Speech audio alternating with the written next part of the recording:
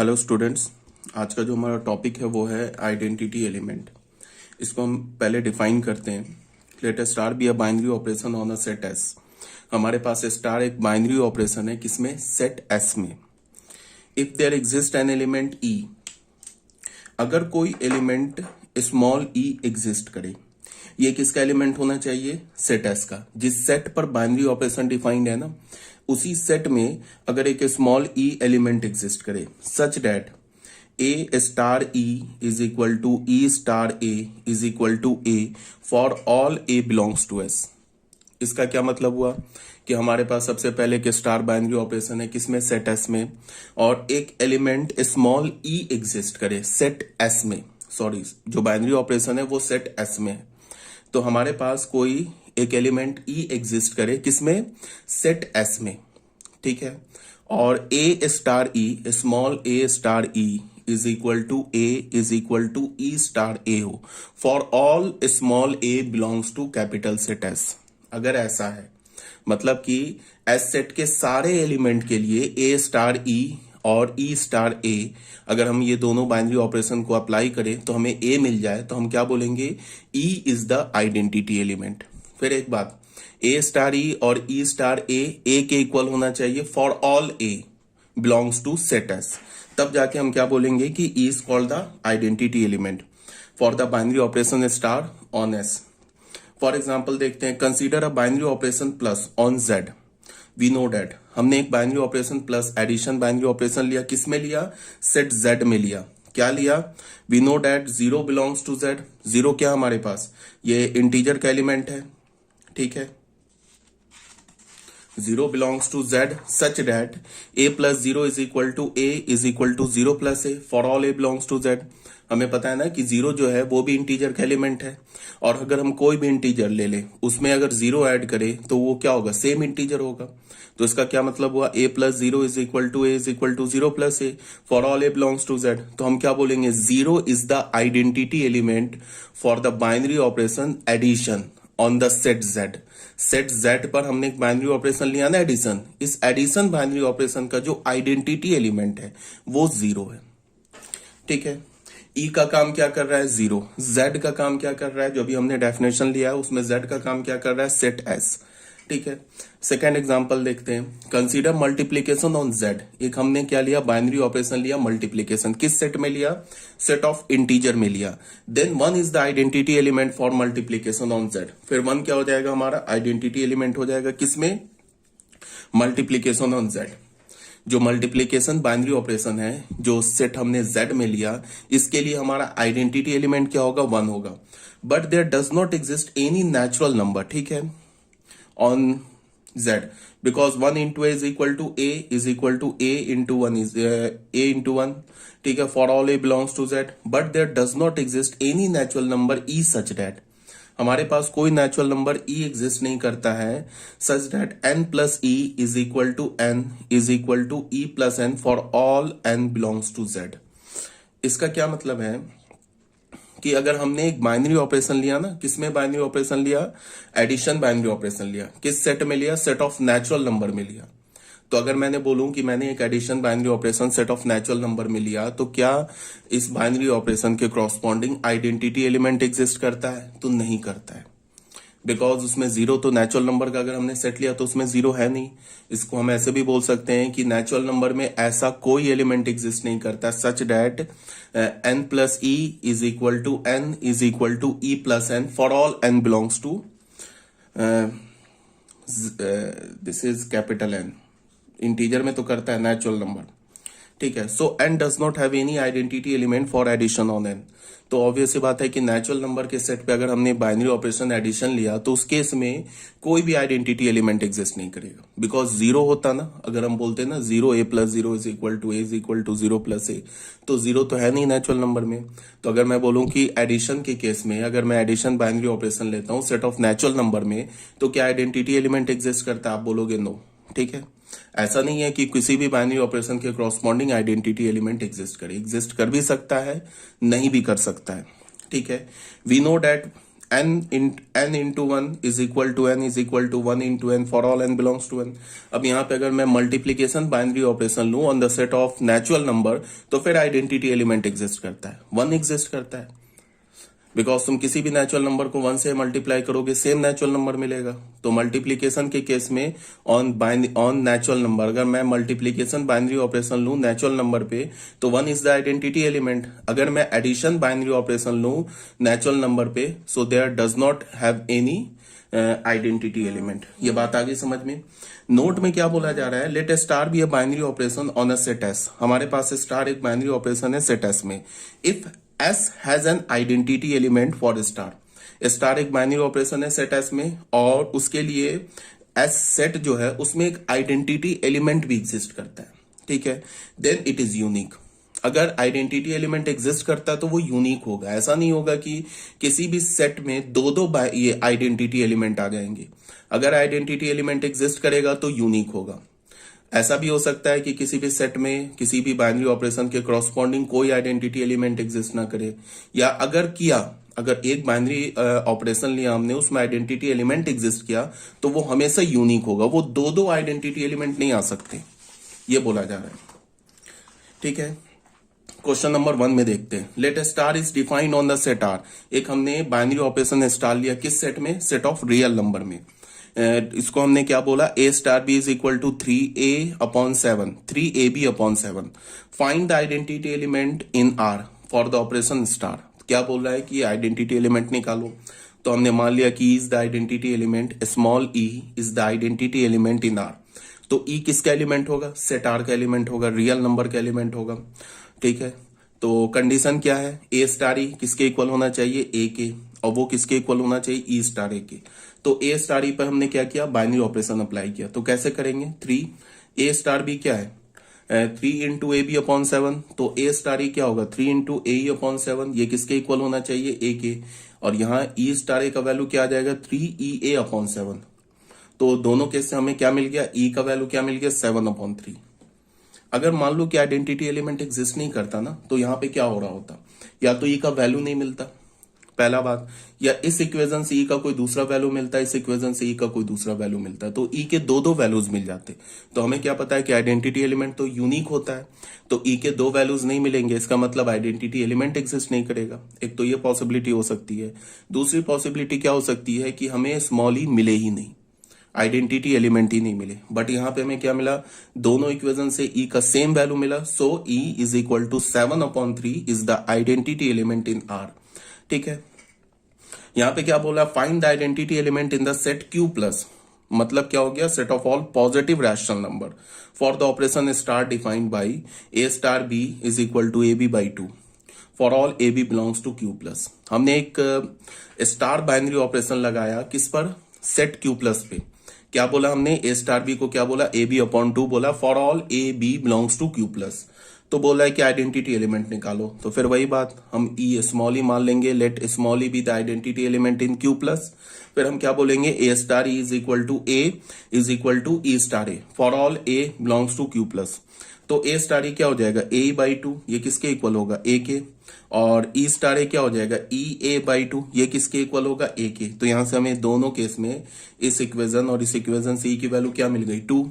Hence 2 is the identity element. 2 क्या हो गया, आइडेंटिटी एलिमेंट, ठीक है। इसका मतलब क्या है कि तुम Q प्लस से कोई भी एक एलिमेंट उठाओ, कोई भी एलिमेंट उठाओ, 2 खुद उठा लो और क्या करो कि 2 स्टार 2 ले लो, वो किसके इक्वल आएगा, 2 के।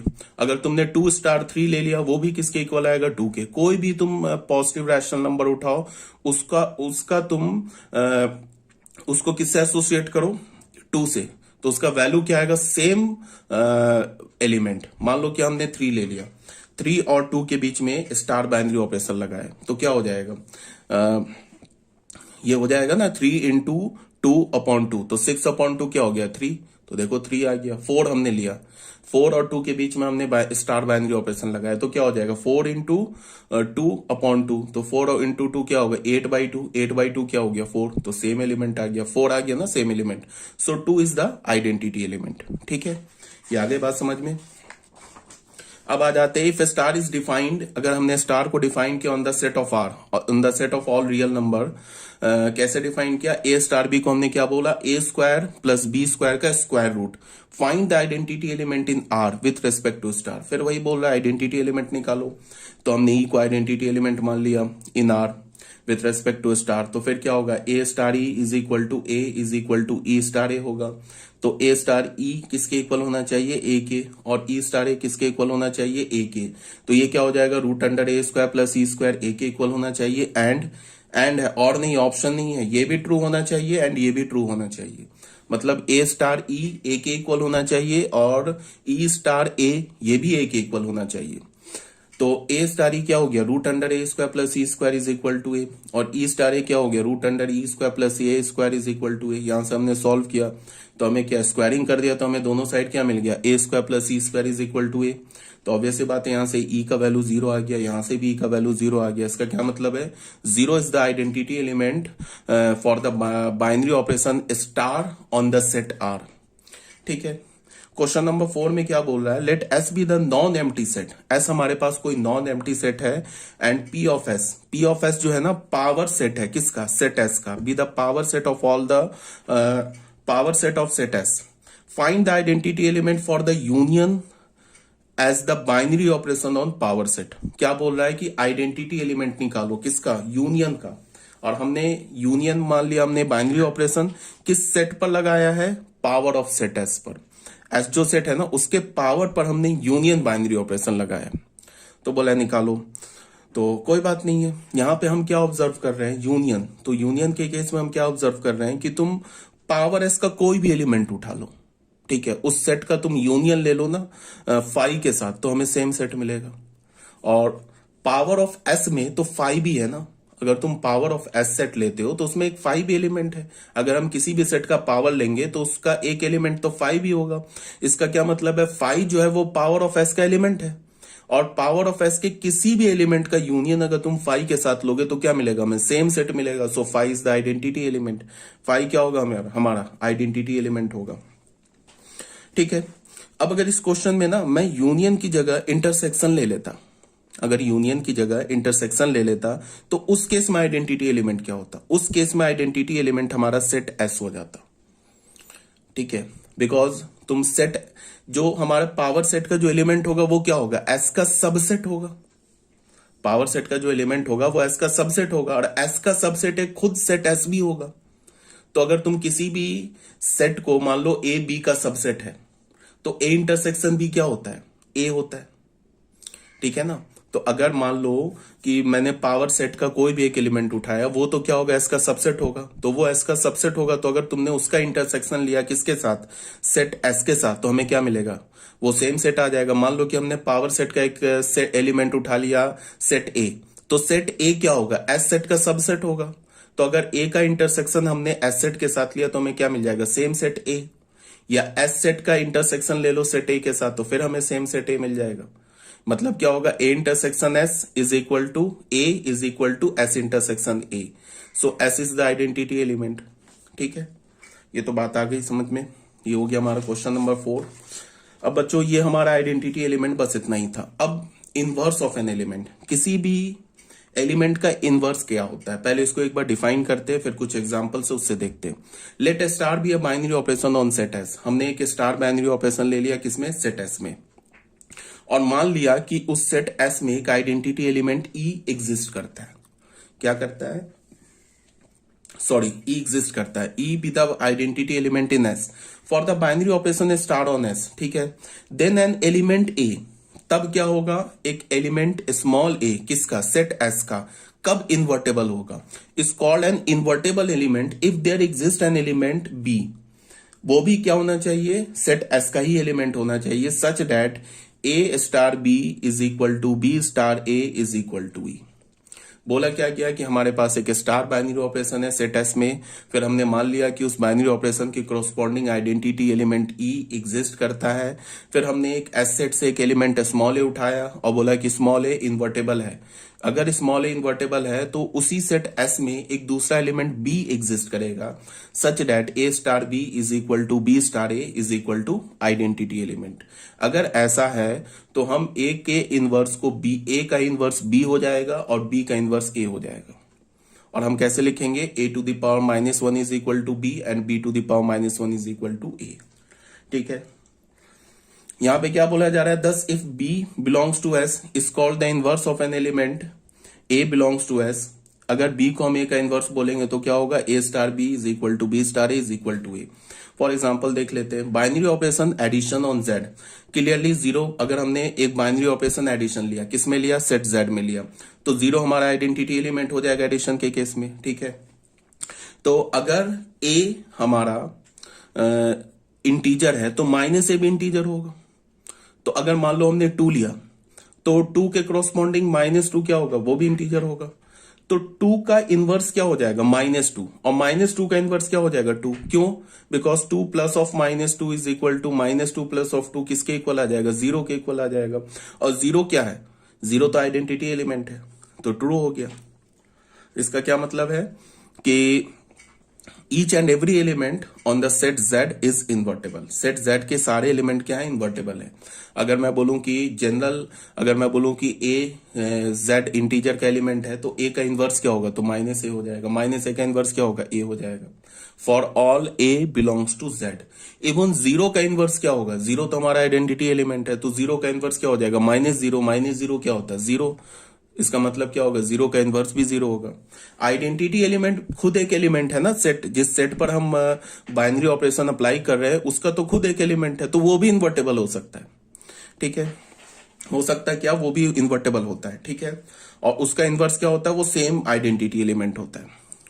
अब आ जाते हैं हम लोग, multiplication is also a binary operation. Multiplication भी बाइनरी ऑपरेशन है सेट जेड में। ठीक है, और उसमें क्या होता है, मल्टीप्लीकेशन के केस में क्या होता है, आइडेंटिटी एलिमेंट। अगर हमने एक बाइनरी ऑपरेशन मल्टीप्लीकेशन लिया किसमें, सेट ऑफ इंटीजर में, तो उस केस में आइडेंटिटी एलिमेंट क्या होगा, 1 होगा for the multiplication on Z. But no element other than 1 belongs to Z is invertible.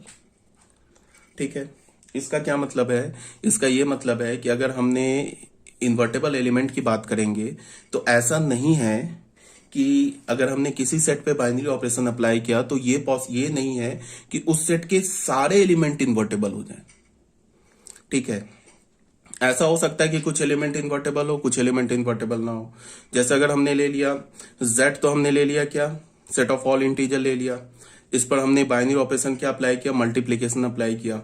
1 क्या हो गया, आइडेंटिटी एलिमेंट हो गया for multiplication on z, 1 identity element हो गया। अब 1 को छोड़ के बाकी कोई भी एलिमेंट इन्वर्टेबल नहीं है, 1 को छोड़ के। इसका मतलब क्या है कि मान लो कि तुमने z का कोई भी एक एलिमेंट उठाया, सपोज दैट 2 उठाया। ठीक है, तो 2 के क्रॉसपॉन्डिंग तुम ऐसा कोई दूसरा इंटीजर नहीं बता सकते हो जिसको हम मल्टीप्लाई कर दे 2 के साथ। अगर मैंने बोला कि एक इंटीजर उठाया 2, तो 2 के क्रॉसपॉन्डिंग कोई भी दूसरा इंटीजर एग्जिस्ट नहीं करता है। ठीक है, जिसको मैं 2 के साथ मल्टीप्लाई कर दूं तो आइडेंटिटी एलिमेंट 1 आ जाए, ये पॉसिबल ही नहीं है। 2 के साथ ऑब्वियसली बात है 1/2 को मल्टीप्लाई करोगे तभी 1 आएगा, बट 1/2 तो सेट जेड का एलिमेंट ही नहीं है। ठीक है, तो इसका क्या मतलब हुआ, जो ए अगर जेड का एलिमेंट होगा तो बी को भी तो जेड का एलिमेंट होगा। अगर मैं बोलूं कि ए के क्रॉसपॉन्डिंग बी एलिमेंट एग्जिस्ट कर रहा है तो ए और बी दोनों तो वो सेम सेट, जिस सेट पर हम बाइनरी ऑपरेशन अप्लाई कर रहे हैं उसी सेट का एलिमेंट होना चाहिए ना। तो 2 तो है सेट जेड का एलिमेंट, बट 1/2 तो नहीं है ना। और हमें पता है कि सिर्फ 2 को 1/2 से ही मल्टीप्लाई करेंगे तो 1 आएगा, and 1 is the identity element. तो 2 का इनवर्स एग्जिस्ट नहीं करता है, -3 का भी इनवर्स एग्जिस्ट नहीं करता, 4 का भी इनवर्स एग्जिस्ट नहीं करता है। सिर्फ किसका इनवर्स एग्जिस्ट करता है, 1 का। 1 का इनवर्स क्या होगा, खुद 1 into 1 is equal to 1 into 1 is equal to 1। So one is the only invertible element, और जो इन्वर्टेबल एलिमेंट है वो खुद एक आइडेंटिटी एलिमेंट है। तो कहने का क्या मतलब हुआ कि अगर मैंने आइडेंटिटी एलिमेंट किसी भी सेट में बोल दिया कि इज द आइडेंटिटी एलिमेंट, तो क्या होगा कि जिस सेट पर हमने बाइनरी ऑपरेशन अप्लाई किया उस सेट के हर एक एलिमेंट को अगर तुम ई के साथ एसोसिएट करोगे, मतलब a star e is equal to e star a is equal to a आना चाहिए। ये ट्रू होगा जिस सेट पर हमने बाइनरी ऑपरेशन अप्लाई किया ना, उस सेट के हर एक एलिमेंट के लिए ट्रू होगा।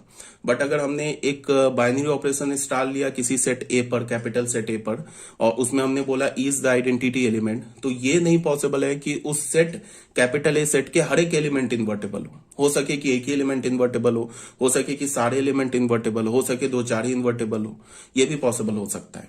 ठीक है। प्रॉपर्टी ऑफ इनवर्स, सबसे पहली प्रॉपर्टी क्या है कि लेट स्टार, इनवर्स की प्रॉपर्टी देख रहे हैं हम लोग, let star B a associative binary operation on set. एक स्टार हमने क्या मान लिया, associative binary operation set S में मान लिया with identity element e, identity element e मान लिया एस में। Then the inverse of an invertible element is unique. अब क्या है यहां पे, क्या बोल रहा है कि अगर हमने एक स्टार ले लिया, एक स्टार बाइनरी ऑपरेशन लिया, और जो स्टार बाइनरी ऑपरेशन है वो एसोसिएटिव है, ठीक है, और किस पे हमने लिया बाइनरी ऑपरेशन, एस पे, और उस बाइनरी ऑपरेशन में एक आइडेंटिटी एलिमेंट एग्जिस्ट करता है। Then the inverse of an invertible element, किसी भी इन्वर्टेबल एलिमेंट का जो इनवर्स होगा वो यूनिक होगा, ये बोला जा रहा है। किसी भी इन्वर्टेबल एलिमेंट का जो इनवर्स होगा उस केस में क्या होगा, यूनिक होगा। लेकिन उसमें हमने क्या बोला कि जो हमारा बाइनरी ऑपरेशन है वो क्या है, एसोसिएटिव है। ठीक है, तो इसको एक बार प्रूफ कर लेते हैं। Let a small a b an invertible element, हमने ए को इन्वर्टेबल एलिमेंट मान लिया सेट एस का, ठीक है। इफ पॉसिबल दो इसके इनवर्स मान लिए b and c, b the two inverse of a belongs to S with respect to star. तो अगर दो इनवर्स है तो क्या होगा, एक तो बी मान लिया ए का इनवर्स, एक सी मान लिया ए का इनवर्स, तो क्या हो जाएगा, a star b is equal to b star is equal to a, and a star c is equal to c star is equal to e. ठीक है, तो हमारे पास जो बाइनरी ऑपरेशन है वो क्या है, वो बाइनरी ऑपरेशन तो हमारा एसोसिएटिव है। तो इसको तुम ऐसे देखो, ये तो कंडीशन हमने लगाया किसका, इनवर्स का लगाया। अब बताओ बी स्टार ए स्टार सी, इसको अगर मैं लिखता हूं तो बी स्टार ए किसके इक्वल है, ई के इक्वल है। तो यहां क्या आ जाएगा, ई स्टार सी, और ई स्टार सी, ई तो आइडेंटिटी एलिमेंट है, तो ई स्टार सी किसके इक्वल होगा, सी के इक्वल होगा। अब हमने लिया ये, अब हमने लिया बी स्टार ए स्टार सी लिया, तो ए स्टार सी किसके इक्वल है, ई के, तो बी स्टार ई किसके इक्वल हो जाएगा, बी के। और हमें पता है कि फर्स्ट इक्वेशन और सेकंड इक्वेशन का लेफ्ट हैंड साइड इक्वल है। क्यों इक्वल है, बिकॉज जो हमारा स्टार बाइनरी ऑपरेशन है वो एसोसिएटिव है, तो राइट हैंड साइड भी इक्वल हो जाएगा। तो इसका क्या मतलब हो जाएगा, बी इज इक्वल टू सी। इसका ये मतलब हो गया ना कि बी इज इक्वल टू सी। तो बी क्या था हमारा, ए का इनवर्स था, सी क्या था हमारा, ए का इनवर्स था। इसका क्या मतलब हो गया कि जो ए का इनवर्स है वो यूनिक है। ठीक है, हमने दो दो इनवर्स माने, फिर हमने क्या प्रूफ कर दिया कि वो दोनों इनवर्स एक्चुअल में दो डिफरेंट इनवर्स नहीं है, वो सेम इनवर्स है। तो b is equal to c proof हो गया। इसका क्या, इसके कहने का क्या मतलब है कि अगर ये भी पॉसिबल हो सकता है कि अगर हमने ना कोई स्टार बाइनरी ऑपरेशन लिया किसी सेट एस में, ठीक है, तो ऐसा भी हो सकता है कि किसी एक पर्टिकुलर एलिमेंट के कॉरस्पॉन्डिंग दो दो इनवर्स एग्जिस्ट कर जाए, ये भी पॉसिबल हो सकता है। बट अगर वो स्टार बाइनरी ऑपरेशन एसोसिएटिव है और अगर किसी एलिमेंट का इनवर्स एग्जिस्ट कर रहा है तो वो हमेशा यूनिक होगा, वो फिर दो नहीं होगा। बट अगर हमारे पास स्टार ऑपरेशन एसोसिएटिव नहीं है तो कुछ भी हो सकता है, यूनिक इनवर्स भी एग्जिस्ट कर सकता है, एक से ज्यादा इनवर्स भी एग्जिस्ट कर सकता है। जैसे अभी तुम्हारे दिमाग में चल रहा होगा ऐसा कैसे हो जाएगा, अगर हमने कोई ये ले लिया नेचुरल नंबर ले लिया एक बाइनरी ऑपरेशन, उसमें हमने एक multiplication binary operation, natural number set ले लिया उसमें हमने मल्टीप्लीकेशन बाइनरी ऑपरेशन अप्लाई कर दिया, तो क्या होगा फिर। या फिर तुम ऐसे बोलो, एक हमने ले लिया रैशनल नंबर का सेट ले लिया, ठीक है, रैशनल नंबर ले लिया एक्सक्लूडिंग जीरो, जीरो को छोड़ के एक हमने रैशनल नंबर का सेट ले लिया, उस पे हमने एक बाइनरी ऑपरेशन स्टार अप्लाई कर दिया, स्टार को हमने बोल दिया कि चलो वो मल्टीप्लिकेशन है, ठीक है। तो हर एक एलिमेंट का इनवर्स एग्जिस्ट करेगा, किसको छोड़ के,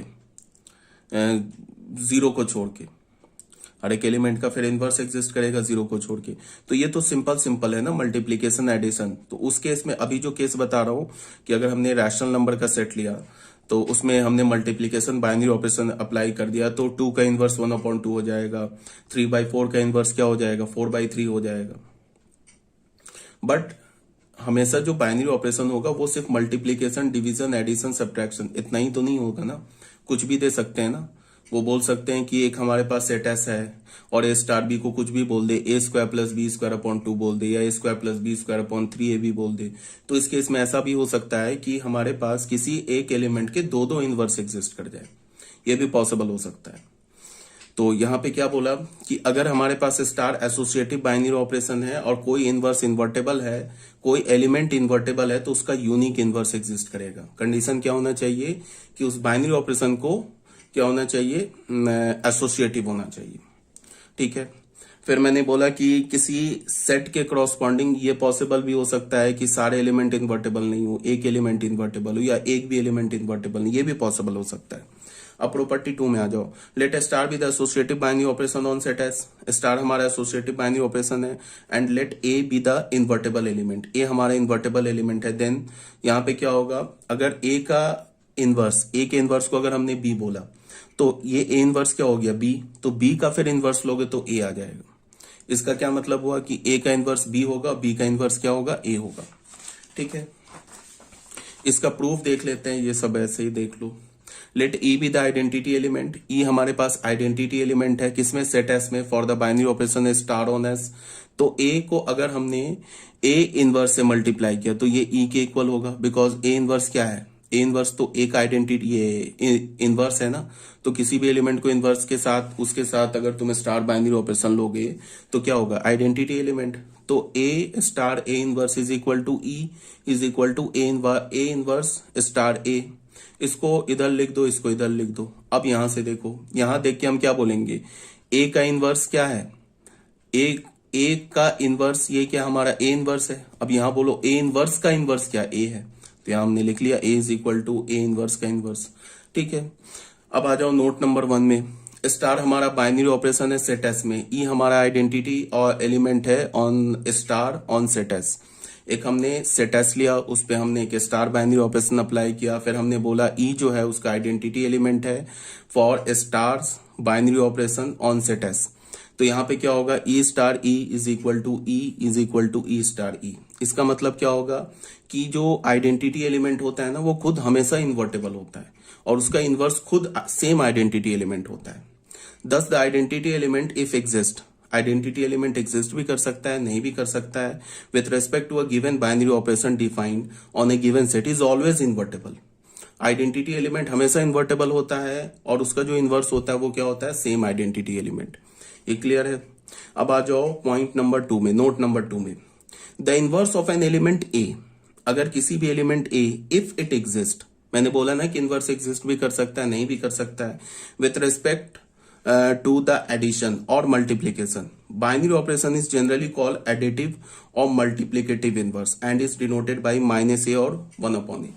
इसका क्या मतलब है कि अगर हमने कोई किसी भी सेट पर, जैसे अगर हमने बोला ना कि एक सेट ले लिया इंटीजर पे हमने एक एडिशन बाइनरी ऑपरेशन अप्लाई कर दिया, तो 2 का इनवर्स क्या होगा, -2, -2 का इनवर्स क्या होगा, 2, आइडेंटिटी एलिमेंट क्या होगा, 0।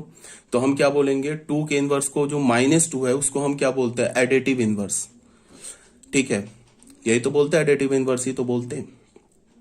और अगर हमने जैसे कि एक बाइनरी ऑपरेशन ले लिया किसमें, set of all rational number में, तो set of all rational number का हमने एक बाइनरी ऑपरेशन ले लिया और उसमें हमने multiplication set of all rational number ले लिया, उस पर एक हमने बाइनरी ऑपरेशन अप्लाई कर दिया मल्टीप्लीकेशन। अब मल्टीप्लीकेशन में क्या हमें पता है, 1/2 का इनवर्स क्या होगा, 2/1। तो 1/2 का मल्टीप्लीकेटिव इनवर्स हम क्या बोलते हैं, 2/1, दैट इज 2। 3/4 का मल्टीप्लीकेटिव इनवर्स क्या होगा, 4/3। या हम बोलेंगे ना 3/4 का इनवर्स क्या होगा, 3/4 का इनवर्स होगा 4/3। तो 3/4 का मल्टीप्लीकेटिव इनवर्स क्या हो जाएगा, 3/4 का मल्टीप्लीकेटिव इनवर्स हो जाएगा 4/3। ठीक है, तो बस कुछ नहीं है। एडिशन में जो अगर हमने किसी भी सेट में एडिशन बाइनरी ऑपरेशन अप्लाई किया तो उस केस में 0 क्या हो जाएगा, आइडेंटिटी एलिमेंट। और अगर उस सेट का कोई एलिमेंट इन्वर्टेबल है तो उस इन्वर्टेबल एलिमेंट का जो इनवर्स होगा उसको हम एडिटिव इनवर्स बोलेंगे। अगर हमने किसी भी सेट में एक मल्टीप्लीकेशन बाइनरी ऑपरेशन अप्लाई किया और उस सेट का कोई एलिमेंट अगर इन्वर्टेबल है तो उस इन्वर्टेबल एलिमेंट को क्या बोलेंगे? Multiplicative inverse. ठीक है, अब आ जाओ फॉर एग्जाम्पल 1, एक एग्जाम्पल ले लेते हैं।